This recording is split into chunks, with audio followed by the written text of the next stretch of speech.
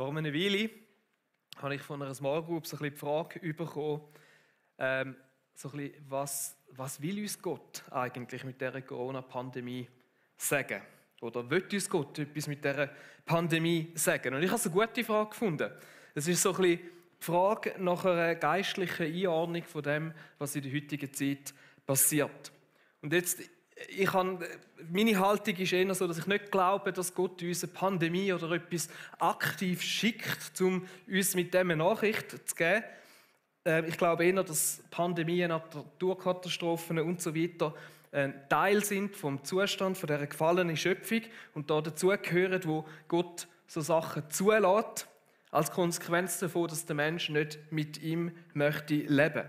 Aber trotzdem gibt es, und bin ich überzeugt, dass es in dem eben auch eine geistliche Dimension gibt, wo man nicht außer Acht lassen sollten. Es tobt in der unsichtbaren Welt ein Kampf, ein geistlicher Kampf, wo man, ob wir wollen oder nicht, irgendwo mitten drin sind.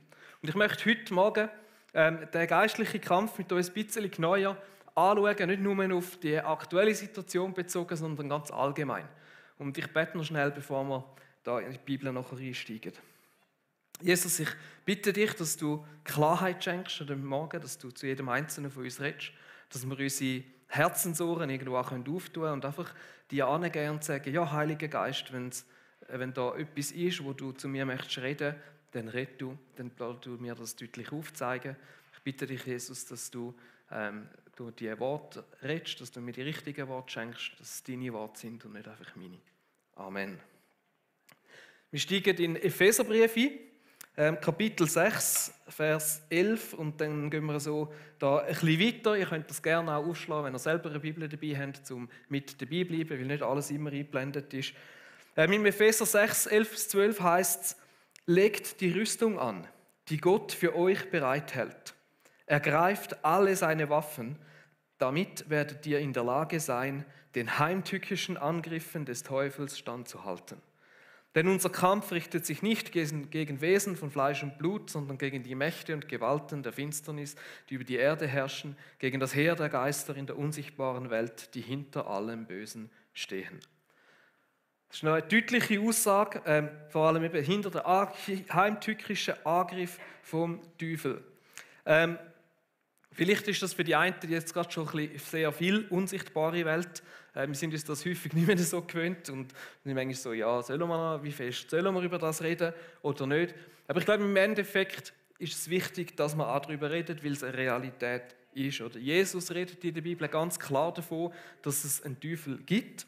Und die ganze Bibel anerkennt, wenn man sie durchforstet, dass es böse Mächte gibt, die in der Bibel eben als, oder im Deutsch übersetzt häufig als Teufel bezeichnet werden. Auch wenn vielleicht das Bild oder die Vorstellungen, die man manchmal damit verknüpfen, teilweise ein bisschen überholt sind. Darum, es ist nicht ein einfaches Thema. Und es gibt ich habe festgestellt, es gibt wie so zwei Tendenzen, die man manchmal ein bisschen hat, wie man damit umgehen kann. Die einen vergessen es, dass es die unsichtbare Welt gibt und lieber nicht über das reden, blenden es aus. Und andere geraten manchmal in die Gefahr, das Ganze ein bisschen zu überbetonen. Wo dann plötzlich hinter allem irgendwo, wo einem nicht ganz geheuer ist, der Teufel gesehen wird, selbst wenn es eigentlich um eigene menschliche Rechthaberei oder Fehlverhalten geht, wo man dann schneller mal einfach so sagt, ja, da hat uns der Teufel irgendwie angegriffen, wenn ich mit meiner Frau gestritten habe, das war der Teufel gewesen. Und man weiss es ja manchmal nicht, aber manchmal ist es auch einfach ein bisschen einfacher, am Teufel die Schuld in die Schuhe zu schieben und sich nicht selber damit auseinandersetzen, was jetzt vielleicht sein eigener Anteil daran war. Ich glaube, wir müssen da ein bisschen vorsichtig sein und sollten nicht hinter jeder Ecke gerade den Teufel vermuten. Aber gerade so, wie man es kann, ein Stück weit auch übertreiben kann man es eben teilweise auch zu fest ausblenden und überhaupt nicht daran denken, dass es auch die unsichtbare Dimension gibt und dass da tatsächlich ein geistlicher Kampf stattfindet. Und diese Tendenz, glaube ich, ist mindestens genauso heikel. Jetzt, wer ist der Teufel oder was meinen wir damit, wenn wir vom Teufel reden?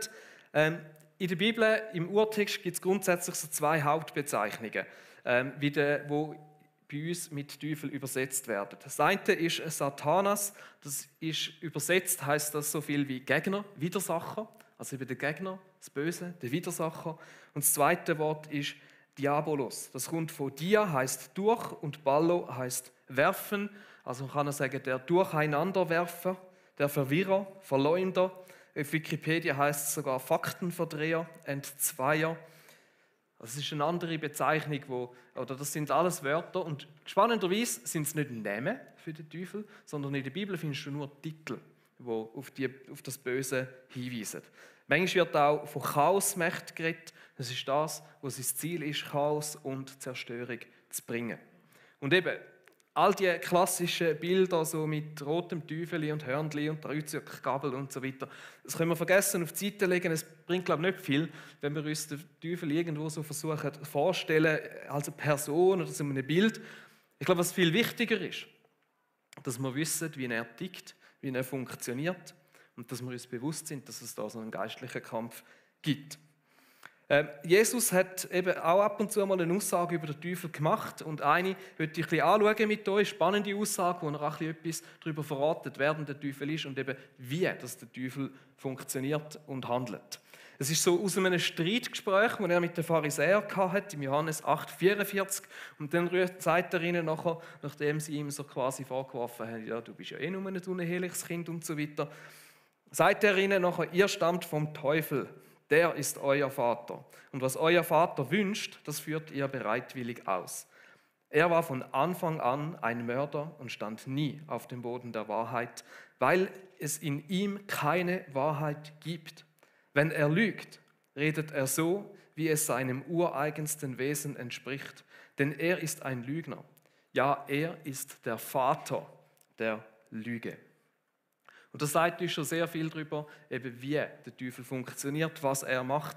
Der Diabolus, der Durcheinanderbringer, der Verleumder, sein Mittel, sein Hauptmittel, seine Hauptwaffe sind Lügen. Er stand nie auf dem Boden der Wahrheit, weil es in ihm keine Wahrheit gibt. Wenn er lügt, redet er so, wie es seinem ureigensten Wesen entspricht. Denn er ist ein Lügner, ja, er ist der Vater der Lüge. Und Vater der Lüge, das heißt so viel wie auch der Ursprung von allen Lügen. Das ist seine Muttersprache, das ist seine Hauptwaffe zum Zerstören, zum Verwirren, zum Durcheinanderbringen, zum Verleumden. Und wenn wir in die Bibel schauen, das ist das, was er von Anfang an gemacht hat. Schauen wir kurz an, wie es bei Adam und Eva im Garten Eden war. Er ist da als Schlange tarnt, das macht er auch sehr gut, sich tarnen, auf die Eva zugegangen. Und das Erste, was er macht, ist, dass er mit einer Falschaussage anfängt, bei ihr Zweifel zu säen. Hat Gott wirklich gesagt, dass ihr von keinem Baum die Früchte essen dürft? Etwas, was Gott nie gesagt hat. Er macht einfach mal so eine Falschaussage. Ein bisschen verunsichern, ein bisschen Misstrauen säen. Ist es wirklich so? Und nur um dann im zweiten Schritt, gerade kurz darauf runter, knallhart einfach eine Lüge hineinzuschieben. Unsinn! Ihr werdet nicht sterben. Aber Gott weiß, wenn ihr davon esst, werden eure Augen geöffnet und ihr werdet sein wie Gott. Seht ihr in dem, das ist ein Muster, das drin ist. Zuerst so mit Falschaussagen, mit Halbwahrheiten, ein bisschen Zweifel streuen, ein bisschen Misstrauen säen. Heute würden wir diesen Halbaussagen und so an Fake News sagen. Und nachher knallhart eine Lüge hineinschicken. Das ist seine Muttersprache. Das ist das, was er seit Anfang an macht und was er heute immer noch genau gleich macht. Und auf was ich raus will, ich glaube, ihr merkt es, der geistliche Kampf, den wir kämpfen, das ist in erster Linie ein Kampf, wo es um unsere Gedanken geht und um das, was wir glauben. Mit dem Ziel, dich von dem wegbringen, was wahr ist. Oder der Teufel, der kann dich nicht zu schlechtem Verhalten zwingen. Er kann dich nicht dazu bringen, einfach etwas irgendwo zu sündigen. Aber er kann dich mit Lügen und Sachen und Gedanken füttern, die dich an der Wahrheit anfangen zu zweifeln lassen und die dich schlussendlich dazu bringen, dass du aufgrund von dem, was du plötzlich glaubst, nicht mehr das machst, was Gott eigentlich machen will, sondern etwas anderes. Ich weiß nicht, ob dir das bekannt vorkommt. Aber mein Eindruck ist, dass das etwas ist, was in der aktuellen Zeit gerade im grossen Stil passiert.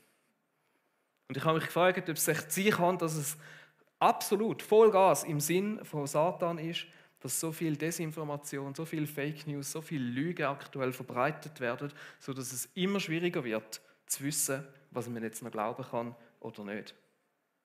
Und schauen wir das Resultat an. Das Resultat davon ist, wenn ihm das gelingt, oder anscheinend gelingt es ihm, glaube ich, im Moment, dass je länger, je mehr Menschen derart verunsichert werden, dass sie nicht mehr wissen, wem sie jetzt noch glauben können. Dass Menschen an einen Punkt kommen, wo sie aufeinander losgehen, wo Menschen nicht mehr miteinander reden, wegen unterschiedlicher Meinung, dass sie sich abspalten von anderen und dass Menschen an einen Punkt kommen, wo sie teilweise sogar weder dem Staat noch den Medien noch den Wissenschaftlern vertrauen, wo sie im Schluss niemandem mehr vertrauen. Und ich glaube, in dem Hinein ist einer aktuell gerade in Hochform und lacht sich ins Füßchen. Und ich glaube, wenn ich die Pandemie oder die Situation jetzt irgendwie so ein bisschen geistlich müsste deuten, dann glaube ich, dass in dem Hinein aktuell das deutlichste Zeichen ist, was am Teufel sein Werk in dem Ganzen ist. Jetzt ist mir aber wichtig, ich will heute nicht den ganzen Morgen über Corona reden. Es soll nicht eine Corona-Predigt werden, weil die ganze Sache mit den Lügen, die betrifft lange nicht nur Corona. Da geht es um viel mehr. Und die Chance ist gross, dass jeder von uns auf verschiedensten Ebenen mit Lügen konfrontiert sind, wo wir vielleicht sogar glauben oder wo immer wieder der Satan an uns antritt, aber viel subtilere Sachen, die vielleicht nicht so eindeutig falsch sind. Das sind vielleicht Sachen und Gedanken wie, dass Gott dich weniger liebt, als er andere liebt.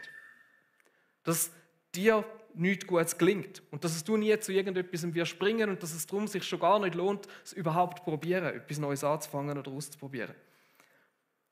Oder dass man dich ablehnen würde, sobald dich jemand wirklich kennenlernen und herausfindet, wer du wirklich bist. Lügen wie, dass die beste Zeit für dich vielleicht schon vorbei ist, dass es für deine Ehe keine Hoffnung mehr gibt oder für deine Gesundheit oder für deine Finanzen oder für deine Familie. Dass Gott dich straft für Fehler, die du gemacht hast. Dass du unfähig bist, einen Partner zu finden, dass du sowieso wieder betrogen wirst und so weiter und so fort. Ich weiß nicht, ob du so Lügen kennst in deinem Leben. Ich begegne immer wieder so Sachen und auch in meinem Leben merke ich immer wieder, wie der Teufel genau das versucht, mit so Lügen zu kommen und mich dazu zu bringen, dass ich Sachen glaube, die nicht wahr sind. Und ich sage es nochmal, der Teufel kann dich nicht dazu zwingen, um irgendetwas zu machen, das nicht gut ist, zum Zündigen. Aber er kann dich so mit Lügen füttern und so ein Misstrauen bei dir schüren, bis wir nicht mehr an die Wahrheit glauben. Bis wir am Punkt sind, wo wir nicht mehr wissen, was richtig und falsch ist und wo wir anfangen, Sachen zu machen, die eigentlich nicht okay sind. So Lebenslügen führen zu destruktiven Lebensmustern. Ihr könnt Leute in der Seelsorge fragen, das ist eines der Hauptthemen. Lügen führen zu Zerstörung, sie führen zu Vertrauensverlust, sie führen zu Verwirrung, sie führen zu Hass und so weiter. Und vielleicht, wenn du schnell an dein Leben denkst, vielleicht siehst du sogar noch mit Auswirkungen oder vielleicht hast du so Auswirkungen von dem in deinem eigenen Leben schon gehabt, müssen bekämpfen oder daran angehen oder stehst du mit drin. Und das ist das, was sich der Kampf von Paulus immer wieder davor redet, richtet. Auch im Epheser 6, oder, wo er sagt, legt die Rüstung an, die Gott für euch bereithält. Ergreift alle seine Waffen. Und da meint er nicht wirklich ein Schwert oder weiß doch auch nicht was, sondern da geht es um geistliche Waffen. Weil damit werdet ihr in der Lage sein, den heimtückischen Angriffen des Teufels standzuhalten. Der kommt nicht und schlägt dich, sondern er kommt mit Lügen. Und die gute News in dem Sinne ist, dass wir dem nicht ausgeliefert sind. Wir haben Waffen, das sagt der Paulus da ganz deutlich. Und das bedeutet, du kannst etwas dagegen tun. Du kannst dich wehren, wir haben Mittel und Wege. Und wenn also die Angriffe in erster Linie ein Angriff auf unsere Gedanken sind, auf das, was wir glauben, dann sind auch die Waffen, die er davon redet, in erster Linie Waffen, die uns helfen sollen, den Kampf in den Gedanken zu gewinnen. Das hat er zum Beispiel im 2. Korinther, das ist im Fall lustig, im Neuen Testament, der Paulus redet oft von dem Kampf. 2. Korinther 10, 4-5 schreibt er, ich setze nicht die Waffen dieser Welt ein, sondern die Waffen Gottes. Sie sind mächtig genug, jede Festung zu zerstören und jedes menschliche Gedankengebäude niederzureißen, einfach alles zu vernichten, was sich stolz gegen Gott und seine Wahrheit erhebt. Also auch da wieder, es geht um die Gedanken. Und er redet oft eben von dem Kampf, wenn es um unsere Gedankenwelt geht, um unsere Seele, um unser Innere. Und auch eben im Epheser, Kapitel 6, ist das eigentlich das Thema. Und ich möchte mit euch den darauf folgenden Abschnitt lesen, ab Vers 13. Und der ist eigentlich sehr bekannt, nämlich meistens unter dem Namen die Waffenrüstung oder über die geistliche Waffenrüstung. Und ich möchte mit euch die Waffen, die wir haben in diesem Kampf, anschauen. Ich lese ab Vers 13. Deshalb greift zu allen Waffen, die Gott für euch bereithält. Wenn dann der Tag kommt, an dem die Mächte des Bösen angreifen, seid ihr gerüstet und könnt euch ihnen entgegenstellen. Ihr werdet erfolgreich kämpfen und am Ende als Sieger dastehen. Und was für eine Ermutigung, nur schon der Satz. Wir können uns ausrüsten und wir können uns diesen Lügen entgegenstellen und er sagt, wir werden als Sieger dastehen. Stellt euch also entschlossen zum Kampf auf. Bindet den Gürtel der Wahrheit um eure Hüften. Legt den Brustpanzer der Gerechtigkeit an und tragt an den Füßen das Schuhwerk der Bereitschaft, das Evangelium des Friedens zu verbreiten. Zusätzlich zu all dem ergreift den Schild des Glaubens, mit dem ihr jeden Brandpfeil unschädlich machen könnt, den der Böse gegen euch abschießt. Setzt den Helm der Rettung auf und greift zu dem Schwert, das der Heilige Geist euch gibt. Dieses Schwert ist das Wort Gottes. Also er beschreibt so das mit einer Rüstung und er hat sicher nicht einen Schweizer Armeesoldat vor Augen gehabt, sondern vielmehr einen Römer. Und ich habe so ein Bild mitgebracht, wie so ein Römer ausgesehen hat, dass wir uns das irgendwie verbildlichen können. Und spannend ist, dass das meiste, was er da aufzählt, nicht Angriffswaffen sind, sondern Defensivwaffen. Es geht darum, in erster Linie den Feind abzuwehren. Und die ersten 3 sind Wahrheit, Gerechtigkeit und Bereitschaft, das Evangelium vom Frieden zu verkünden. Und die Rede ist da vom Gürtel der Wahrheit, vom Brustpanzer der Gerechtigkeit. Das sind Aussagen, die angelehnt sind an Bezeichnungen aus Jesaja 11 und 59, wo dort als Eigenschaften Gottes gebraucht werden. Das heißt, Gott hat den Gürtel der Wahrheit um sich, hat einen Brustpanzer der Gerechtigkeit. Das ist ein Hinweis darauf, dass es eben seine Waffen sind und nicht Sachen, die wir selber irgendwo erstellen und machen, sondern es geht um seine Wahrheit, es geht um seine Gerechtigkeit. Und wenn wir zu der Wahrheit kommen, oder Wahrheit ist klar, gegen Lügen das allerbeste und effektivste Mittel ist die Wahrheit. Und es geht aber da in erster Linie wirklich um Gottes Wahrheit. Wir sollen uns mit seiner Wahrheit umgürten. Das heißt, seine Sicht auf die Wahrheit annehmen, seine Brille anlegen und versuchen, so die Wahrheit zu sehen. Und gerade dort, wo du mit Lebenslügen vielleicht in deinem Leben konfrontiert bist, dann such Gottes Wahrheit drüber. Und wo findest du das? Du findest es in der Bibel. Such seine Sicht auf deine Situation. Such seine Sicht auf Krankheit, dass nicht alles hoffnungslos ist. Such seine Sicht auf Notsituationen, dass er eingreifen kann. Such seine Sicht auf dein Leben, was er über dich denkt und nicht, was andere Menschen über dich denken. Wir kommen nachher nochmal auf das zurück. Aber es geht vielleicht auch um Wahrheit im Umgang miteinander. Und wenn es um den Umgang miteinander geht, dann reden wir vielleicht mehr auch von Wahrhaftigkeit, von Echtheit, von Transparenz.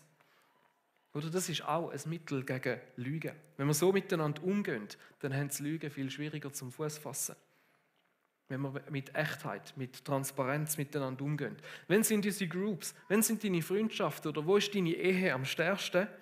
Dort, wo wir echt miteinander sind, wo wir transparent sind, wo wir einander nicht versuchen, etwas vorzumachen, wo wir können auch ehrlich zu unseren Schwächen, zu unseren Ängsten, zu unseren Fehlern stehen. Und so oft, ich erlebe das immer wieder auch, gerade in den Groups wird es dort kraftvoll, wo jemand den Mut hat, eben wahrhaftig zu sein. Und aufhört, sich zu verstecken, aufhört, den Starken zu markieren, sondern offen und ehrlich sagt, wie es ihm geht und wie die Situation ist.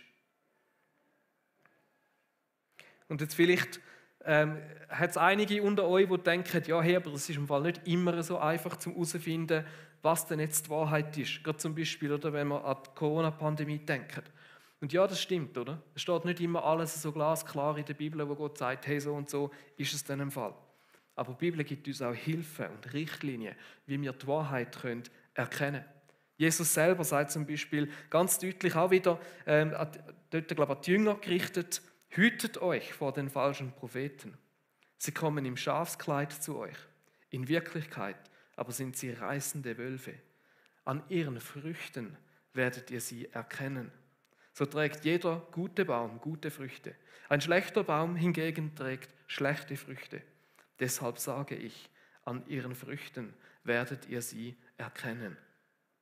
Das ist ein einfaches Prinzip, das Jesus hier lehrt. Aber es kann uns helfen, in dem ganzen Dschungel die Wahrheit zu erkennen. Nämlich, wenn wir die Früchte anschauen.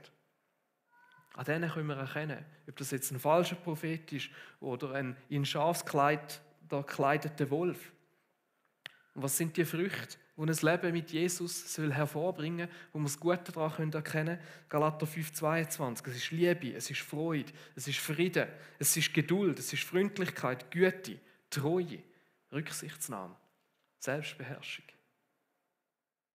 So sieht das Reich Gottes aus. So sehen gute Früchte aus. Und das ist das, was aus einem Leben von einem Christ heraus sollte entstehen. Und anhand von diesen Früchten kannst du auch andere Sachen prüfen, woher das kommt.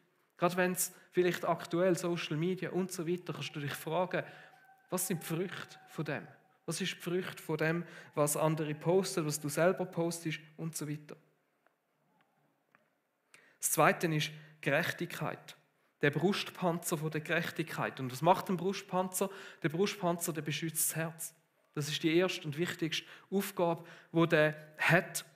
Und das Herz ist etwas, wo die Bibel uns immer wieder dazu aufruft, dass wir es bewahren sollen. Sprüche, das ist 4,23, heisst, mehr als alles andere behüte dein Herz. Wir sollen auf unser Herz aufpassen. Und damit ist nicht der Fleischklumpen gemeint, sondern unser Innere, unsere Seele, unsere Emotionen. Und wie machen wir das? Durch Gottes Gerechtigkeit.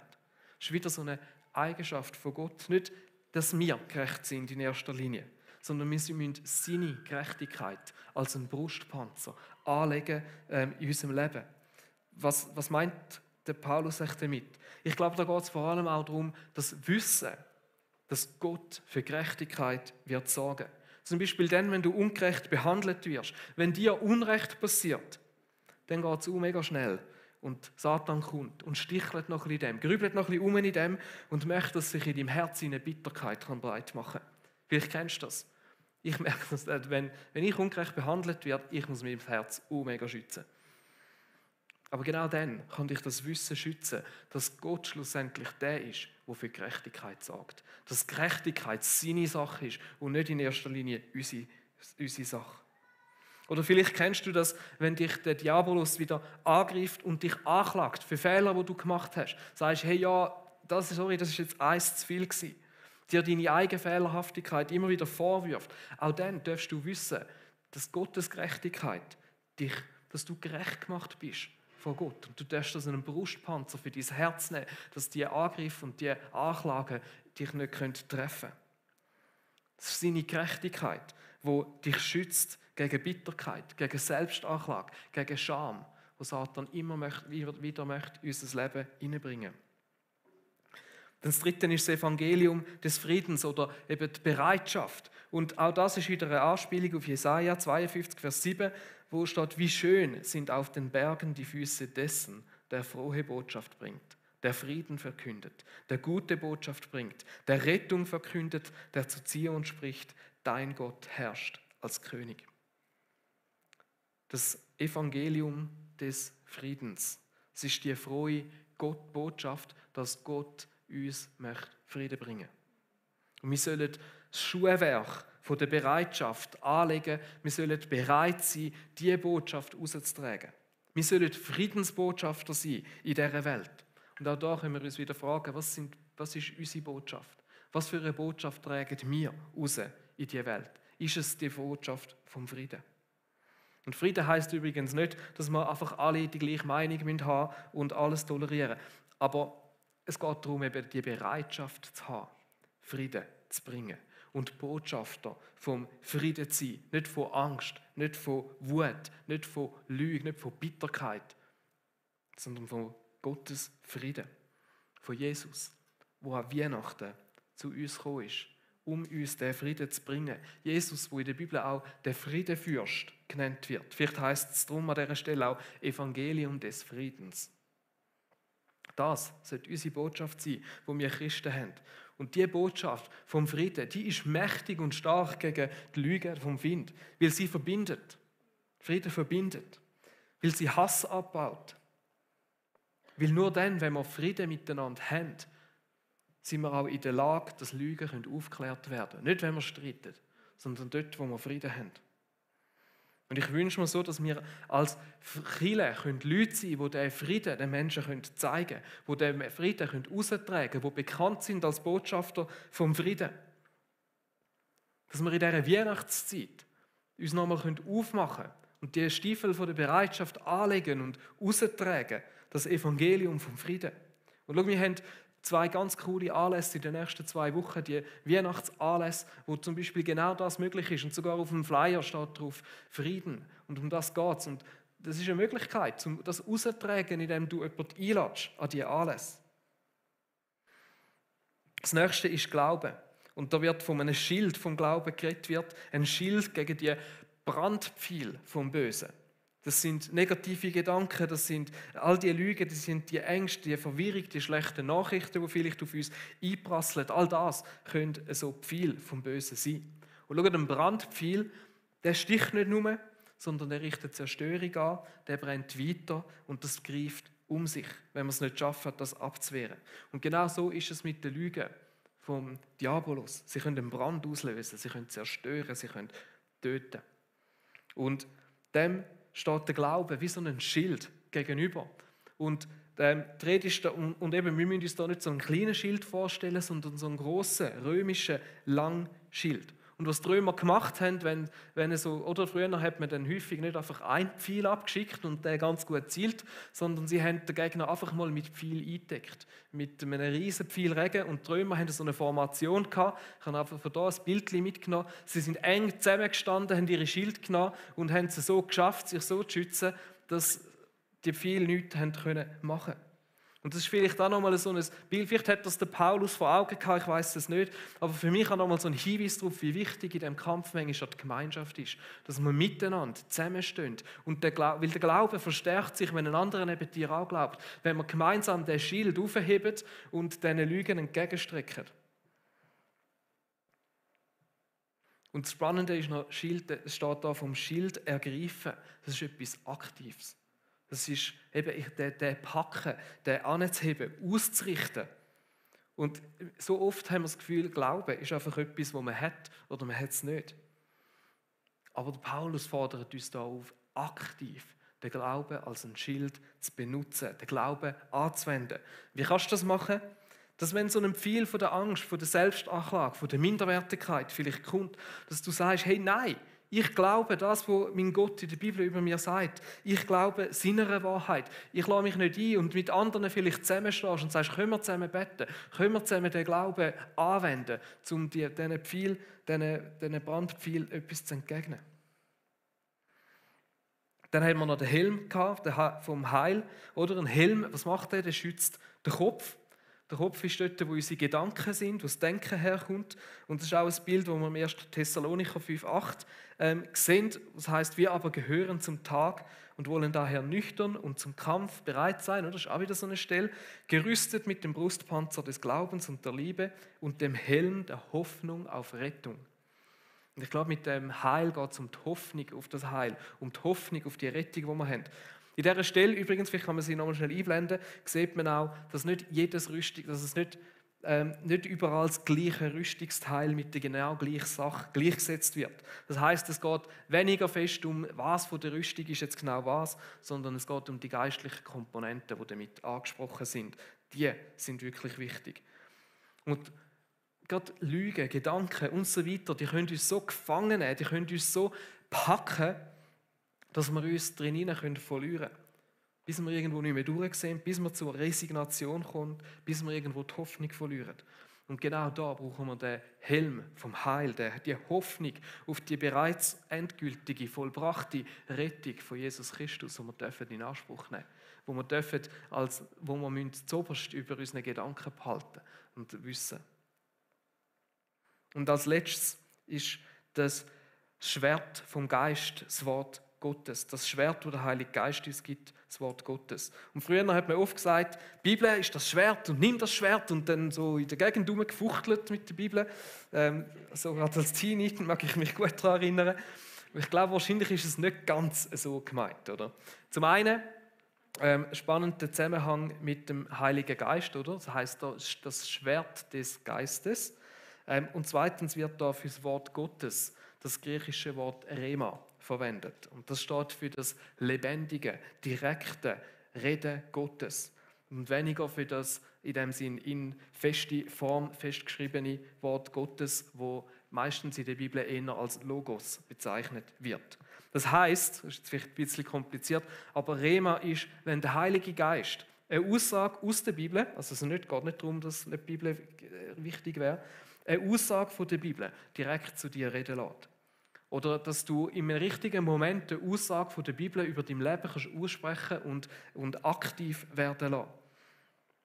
Das sind so die Momente, wo du vielleicht auch etwas am Lesen bist und plötzlich spürst, wie das Wort Gottes dich trifft, wie es etwas in dir auslöst und du merkst, das ist jetzt etwas, wo Gott, der Heilige Geist, in dem Moment zu einem lebendigen Wort für dich werden lässt. Dass es seine Wahrheit ist. Ich hoffe schwer, dass du das schon ab und zu erlebt hast, sonst müssen wir reden. Aber es ist der Heilige Geist, der das Logos, das geschriebene Wort Gottes, zu einem Rema machen kann, zu einem lebendigen, direkten Wort Gottes. Und das ist das Schwert, wo wir damit kämpfen können. Und das Beispiel hat uns Jesus gegeben, als er in der Wüste war und der Teufel an ihn herangetreten ist und immer wieder versucht hat, ihn zu verwirren. Und er hat es dort genau gleich gemacht. Oder? Er hat angefangen, er hat Gottes Wort genommen und das verdrüllt und so versucht, Jesus zu etwas zu bringen, versucht dazu zu bringen, ihn anzubeten. Aber Jesus hat ihm immer wieder antworten mit «Es steht geschrieben». Und dann das können richtigstellen mit dem Wort Gottes. Er konnte auf die Lüge vom Satan mit einem Wort Gottes antworten, wo in dem Moment für ihn auch gerade lebendig geworden ist und so ein Rema-Wort war. Auch dort ist das Wort im Griechischen gebraucht. Und ich glaube, darum ist es so wichtig, dass wir die Bibel auch kennen. Und das möchte ich euch so ans Herz legen. Damit das Logos zu einem Rema werden in deinem Leben, musst du das Wort Gottes kennen. Der Heilige Geist ist es, der das bewirkt. Wir brauchen auch den Heiligen Geist zu dem, weil sonst machen wir einfach ein bisschen Versli-Glauberei. Aber wir müssen Gottes Wort kennen, wir müssen uns damit auseinandersetzen, dass wir im richtigen Moment eben auch etwas entgegenheben können. Das sind die Waffen, die da aufgezählt werden. Und in den meisten Bibeln, wenn du eine da hast, kommt jetzt vielleicht ein neuer Absatz. Und manchmal lohnt es sich aber, die Verseinteilung auch mal kurz zu ignorieren und einfach noch ein paar Verse weiterlesen. Und im Vers 18 heißt es: Wendet euch, vom Heiligen Geist geleitet, immer und überall mit Bitten und Flehen an Gott. Lasst dabei in eurer Wachsamkeit nicht nach, sondern tretet mit Ausdauer und Beharrlichkeit für alle ein, die zu Gottes heiligem Volk gehören. Und auch wenn jetzt da das Gebet in diesem Vers nicht direkt als ein Teil der Rüstung bezeichnet wird, so ist es doch eine der grössten und wichtigsten Waffen, die wir als Christen haben, in dem geistlichen Kampf, wo wir drin sind. Und ich zähle da beim Gebet auch bewusst Worship, Lobpreis mit dazu, weil das ist nichts anderes als gesungene Gebet. Das ist Wahrheit, die wir miteinander aussprechen und proklamieren. Und schau, das ist so etwas Wichtiges, auch in diesem Kampf. Und der Paulus fordert uns da auf, füreinander und gemeinsam miteinander zu beten. Und ich möchte an dieser Stelle wirklich das Gemeinsame auch nochmal betonen. Es ist so wichtig, um gegen die Lügen anzutreten, dass wir miteinander zusammen unterwegs sind. Eben, dass wir am Sonntag zusammenstehen und miteinander den Gott anbeten, die Wahrheiten aussprechen. Dass wir in den Small Groups miteinander beten, zusammenstehen. Dass wir vielleicht auch jemanden suchen und sagen, hey, kannst du mit mir beten? Dass wir die Wahrheit finden können. Und vielleicht ist es heute auch dran für dich, nochmal dir zu überlegen, hey, wo musst du die Waffen nehmen? All die zusammen, die wir hier zusammengetragen haben, nochmal neu, bewusst in deinem Leben ergreifen. Wo müssen sie nochmal neu zur Anwendung kommen? Wo geht es darum, herauszufinden, wo sind Lügen herum und dann bewusst die anzugehen? Und das kannst du gut auch nachher im Worship machen. Ich möchte aber zum Schluss nochmal so eine Ermutigung euch geben, zum Durchheben. Ich weiss, dass für viele Leute die jetzige Situation enorm herausfordernd ist, dass es zunehmend auch uns schwerer fällt, das ganze Ding, auch für uns als Leiter. Es ist überhaupt nicht cool, so Kirche zu machen. Und es ist schwierig und wir brauchen irgendwo Mut und Kraft zum Durchheben. Und im Epheser 6,10 steht, nur noch ein letztes. Lasst euch vom Herrn Kraft geben. Lasst euch stärken durch seine gewaltige Macht. Und eigentlich wäre das der erste Vers gewesen. Oder ich habe beim 11 angefangen, das ist das 10. Das ist eigentlich der erste Vers gewesen, aber ich möchte ihn bewusst auch an den Schluss setzen. Heute. Wir müssen die Kraft von Gott geben lassen, um durchheben. Egal wie deine Situation aussieht. Egal gegen welche Lügen, dass du in deinem Leben ankämpfst. Dort, wo du entmutigt bist. Dort, wo du vielleicht keine Kraft mehr hast. Dort, wo du verunsichert bist. Dort, wo du nicht mehr weiter weißt. Dort, wo es aussieht, als würden Beziehungen, vielleicht sogar innerhalb der Familie, kaputt gehen. Hey, lass dir dort von Gott die Kraft geben. Es geht nicht darum, dass du allein so viel Kraft wie möglich auftreibst, sondern lass dich stärken durch seine gewaltige Macht, wie es der Paulus da im Epheser sagt. So dass du diesen Angriff von Satan kannst die Waffe Gottes entgegenstrecken. Und auch da brauchen wir vielleicht manchmal wieder einander dazu. Dass wir zusammenstehen. Dass wir sagen, hey, ich mag gerade nicht, ich brauche jemanden, der mir hilft. Ich brauche jemanden, der für mich da ist, der mit mir betet, der mir hilft, diese Waffen anzuwenden. Dann bitte mach das. Und noch so eine letzte Ermutigung. Letzte hat das jemand auf Instagram gepostet und das hat mir so gut gefallen. Bist du dir bewusst, Diamanten entstehen unter hohem Druck und unter hoher Hitze. Samen, damit sie Frucht bringen können, müssen im Boden rein, sie müssen sterben und kaputt gehen, damit etwas daraus wachsen kann. Trauben verdruckt man, damit schlussendlich Wein daraus entstehen kann. Und das sind alles so Bilder aus der Natur, die uns zeigen, dass Gott dort, wo etwas schwierig ist und vielleicht auch wehtut, nicht einfach ist, dass Gott das brauchen kann, dass schlussendlich etwas Wunderbares daraus entstehen kann, dass etwas Gutes daraus passieren kann. Wenn wir durchheben, wenn wir dranbleiben und wenn wir auf Gott vertrauen. Und wir gehen jetzt in eine Worship-Zeit miteinander. Ich möchte noch beten für euch, aber ich möchte euch jetzt schon einladen, in dieser Zeit da wirklich das Gebet in Anspruch nehmen. Wir haben die Möglichkeit, wir haben Leute, die es lieben, mit euch zu beten. Und es geht nicht nur um diese Thematik, sondern vielleicht ist es auch einfach, wenn du sagst, hey, im Moment ist alles gut und ich wünsche mir einfach einen Segen. Oder für jemand anderes, was auch immer. Aber gerade auch dort, wo dich das trifft, wo du in so einem Fight hinein bist, wo du merkst, es fällt dir schwer, hey, dann lass für dich beten. Wenn du da im Raum bist, dann kannst du einfach hinten rauslaufen, die Leute sind dort. Wenn du im weißen Raum hinein bist, dann hat es auch dort jemanden, der bereit ist, um mit euch zu beten. Online kannst du in den Chat hineinschreiben oder uns auch ein Mail machen, wenn irgendwo gar niemand rum ist. Aber nehmt die Gelegenheit wahr. Das ist, wie wir den Kampf kämpfen. Ich lade euch ein zum Aufstehen, bevor wir nachher in die Worship-Zeit hineingehen.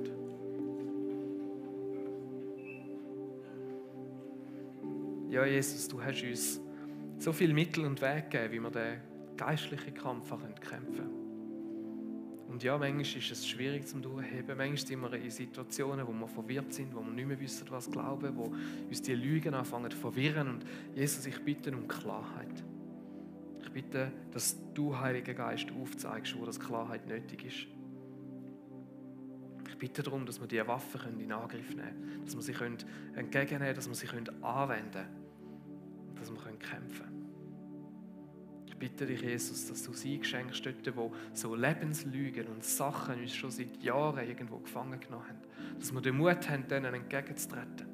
Dass wir sie durchschauen und entlarven. Ich bitte dich, Heiliger Geist, dass du da reingehst und den Finger drauf hebst, dort, wo so Lügen rum sind.